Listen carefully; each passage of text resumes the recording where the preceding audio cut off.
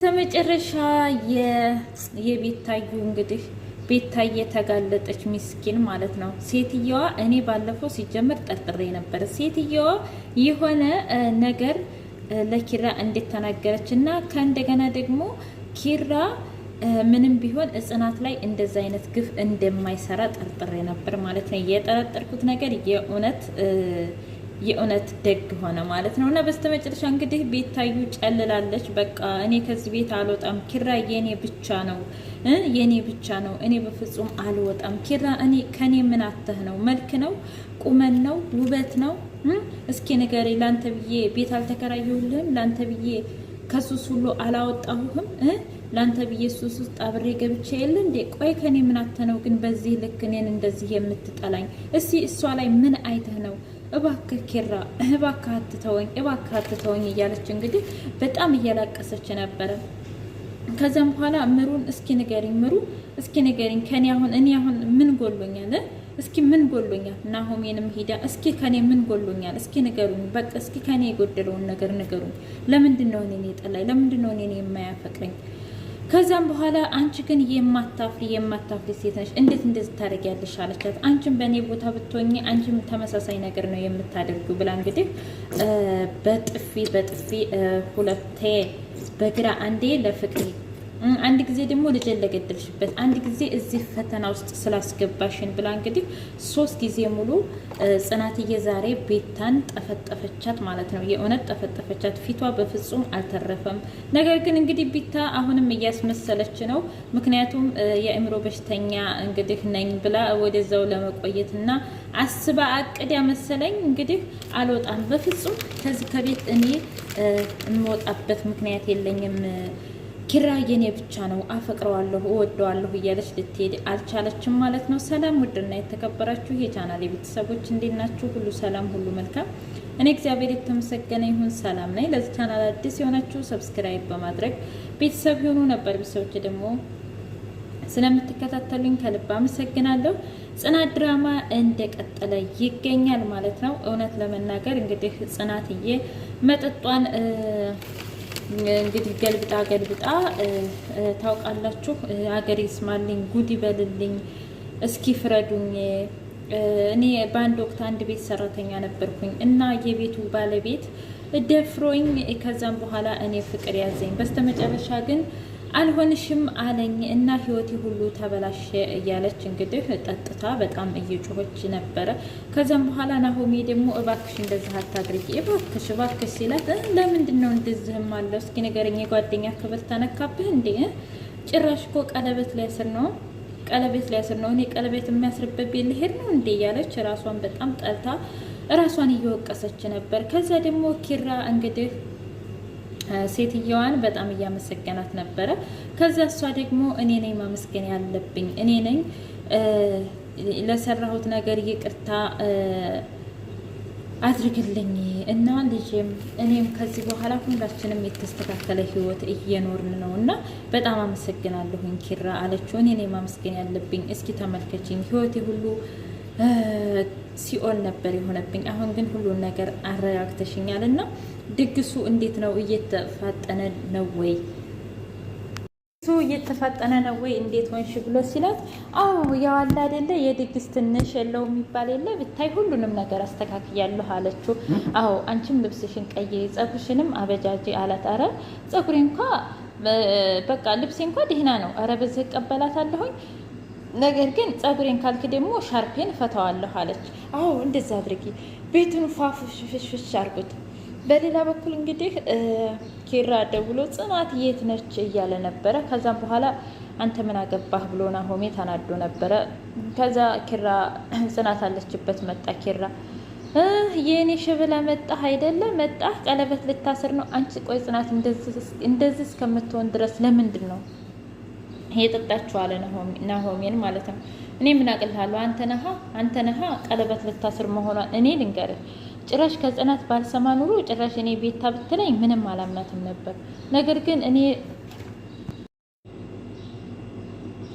እስኪ ንገረኝ፣ ለምንድን ነው እንደዚህ የምታደርገው? እስኪ ንገረኝ ኪራ። ቆይ አንተ ምን አይነት ነው?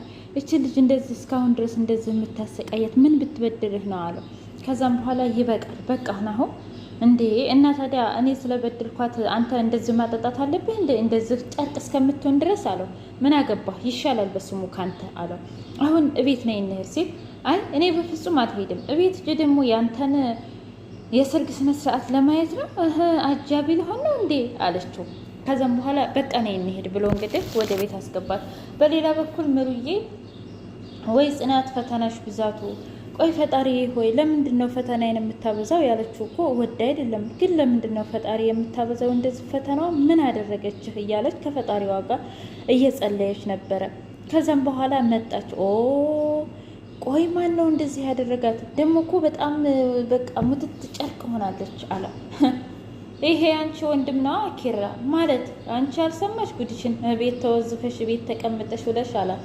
ማለት አልገባኝም ስትል አይ ማለትማ እንግዲህ ይሄውልሽ ኪራ ቀለበት ሊያስር ነው። ምን? አዎ። ቆይ ምን ማለት ነው? አዎ። ከዚህ በኋላ እንግዲህ ቤታ መጎዳት የለባትም። ስለዚህ የግድ ቤታ እኔ አገባታለሁኝ ብሎ ግርፍ። ከዛም በኋላ ምን? ተረጋጉ። ቆይ አንተ ምን አይነት ሰው ነህ? እኔ ከሐዋሳ ድረስ የመጣሁት አንተን ብዬ አይደለም እንዴ? ጽናትን ብዬ አይደለም? እንደውም አሁን ነው ጽናት ከዚህ ከቤት መውጣት ያለባት ብሎ እንትን ሲል ከዛም በኋላ ሁሉንም ነገር ነገራቸው ማስመሰል እንዳለበት እና ዛሬ ሁሉንም ነገር ሰራተኛቱ እንደምትናገር ሲነግራቸው ከዛ ተረጋጉ።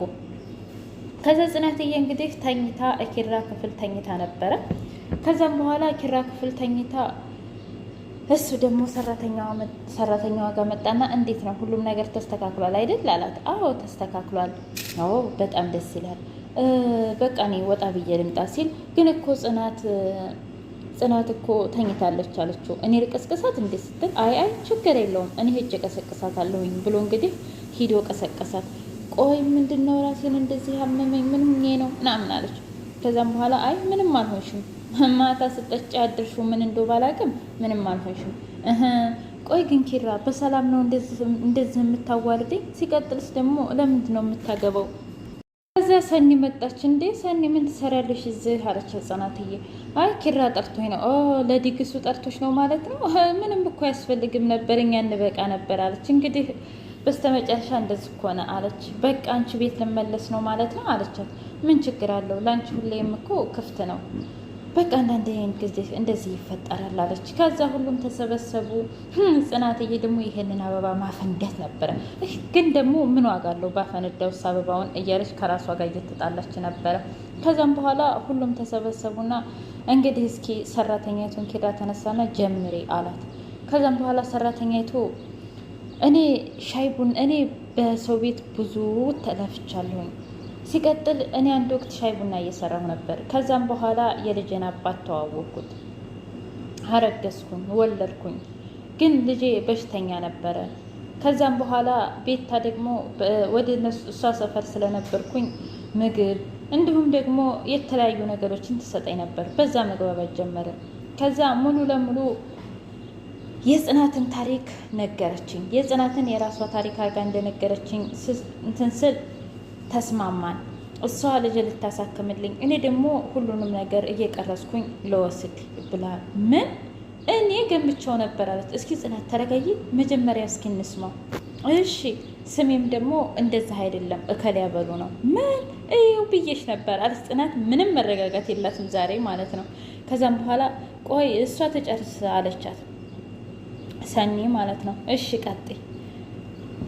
ከዛም በኋላ በቃ በዛ አጋጣሚ ነው ቪዲዮውን ቀርጬ ለቤታ ግን ከሆነ ሰዓት በኋላ አንቺም ስታወሪኝ ልጅሽ የሞተብሽ አንቺ እንደሆንሽ እንጂ ቤታ እንዳልሆነች እና ቪዲዮውንም ቀርጬ ከወሰድኩ በኋላ ቤታ የምታሳየኝ አስተያየት፣ የምትናገረኝ ንግግር በጣም መጥፎና ልብ የሚሰብር ነገር ነው እና አንቺ ጥሩ ልጅ እንደሆንሽ ቤታ ደግሞ መጥፎ ልጅ እንደሆነች ይህን ሁሉ ሴራ ቤታ ራሷ ሴራውን እየሰራች ነው እንጂ እናንተ ምንም እንዳልሆናችሁ ሳቅና ይሄን ሁሉ ለኪራ ነግሬው ልጄንም ስላሳከመልኝ እንደም ደግሞ ለልጄ ብዙ ነገር ስላደረገልኝ ይሄንን ለመናገር ነው እና በጣም ይቅርታ ብላ እግሯ ስር ወደቀች ማለት ነው። ምንም ችግር የለውም ነገር ግን እንዴት በዚህ ልክ እያለች ጽናትዬ በጣም ቆጫት። ከዛም በኋላ ኪራ ተነሳና ጽናት እኔ ከዚህ በኋላ ላንቺ ብዬ እንጂ ቤታን እንደምታስቢው አፍቅሪያት ወይም ደግሞ እንደምታስቢው አብሬያት ልኖር ፈልጌ አይደለም፣ ይሄን ሁሉ ያደረግኩት ላንቺ ስል ነው አላት።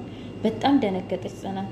ከዛም በኋላ እንግዲህ ቤታን በጥፊ ልሳ ልሳ ልሳ እስከሚጠግባት ቤታ እንግዲህ ጨልላለች። እውነት በቀጣይ ምን ይሆን እና ቤታዬ እንግዲህ ጨልላለች። እውነት በቀጣይ ፓርት ምን እንደሚሆን ያው መቼም ሆስፒታል ነው የምትገባው፣ የእብዶች ሆስፒታል ማለት ነው ወይ